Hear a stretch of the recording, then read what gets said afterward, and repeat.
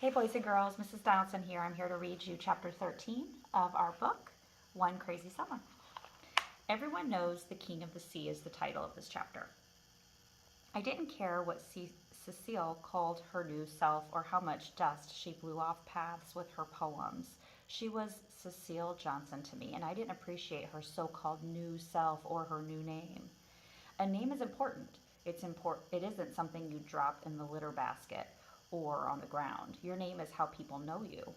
The very mention of your name makes a picture spring to mind, whether it's a picture of clashing fists or a mighty mountain that cannot be knocked down.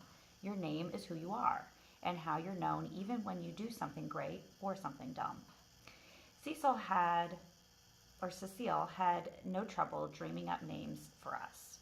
I'll bet ours were names she meant for us to keep and not throw out when we decided we had had enough of ourselves. According to Uncle Darnell and Big Ma, she had had a name ready for Fern, but Papa said, no more of those made-up different names.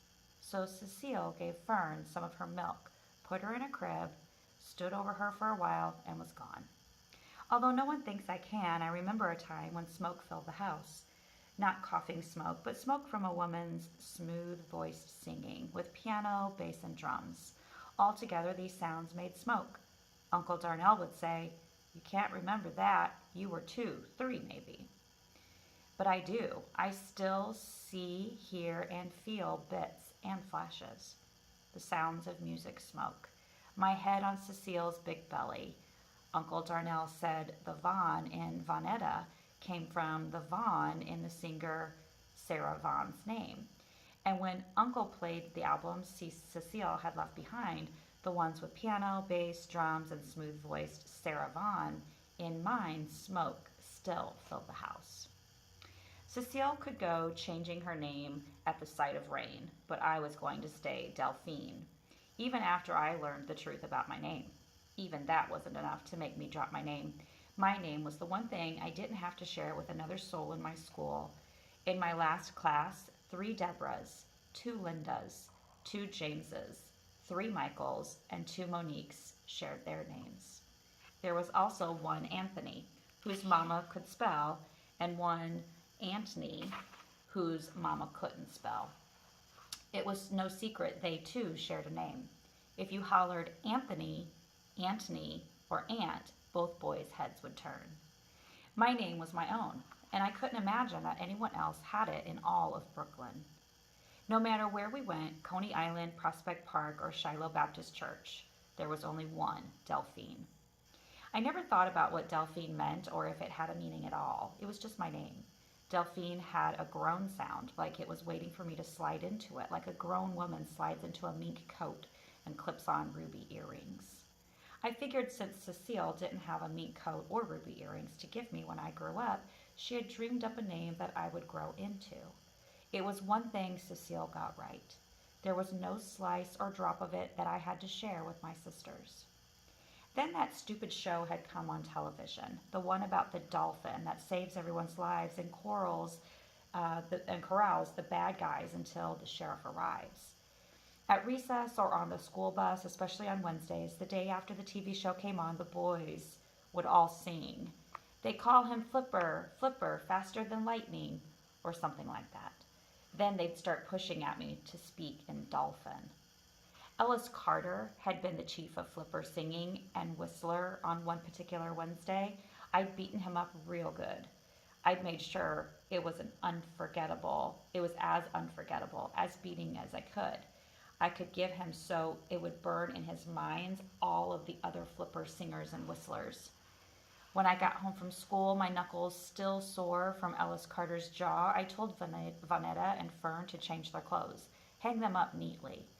They would save me from ironing them that night.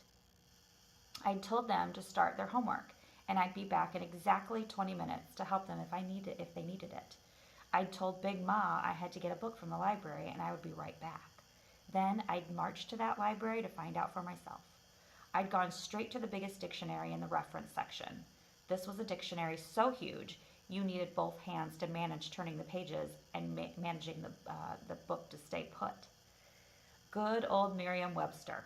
I trusted Miriam because I thought, instead of having children, she didn't want, she wrote the dictionary. She didn't have anything else better to do. Probably didn't have sisters and brothers to see after, which was why she knew every word in the world.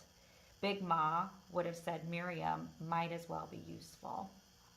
I turned to the back section, turned past the Z words, past the phases of the moon and the metric system, and I finally got to the given names. I flipped a few pages to get to the female D names. Then I turned and I thumped past Daisy, Daphne, Deanna, Deborah, Della, and Dolores. And there it was. The name I had been sure Cecile had dreamed up while she stared out the window as musical smoke blew through the house. There it was, in a book, broken down into 2 syllables, spelled exactly the same. There it was, my name, Delphine. My nostrils had flared, my breathing raced, my heart pounded not only in my chest but throughout my body. This changed everything. My mother hadn't reached into her poetic soul and dreamt me up a name. My mother had given me a name that already was, which meant she hadn't given me a thing, not one thing.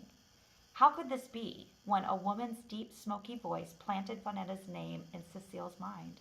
How could this be when Cecile dreamed up a name for Fern so marvelous that the idea of not being able to give it caused her to up and leave us? I didn't need to ask any further. The proof was right there.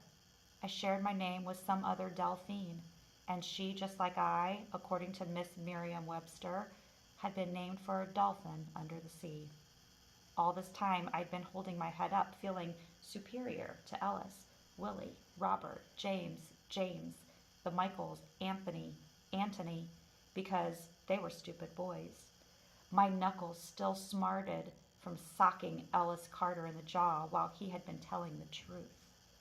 I had been named for a dolphin, a big, fishy mammal with a wide grin. Learning the full truth about my name had been more than I could bear.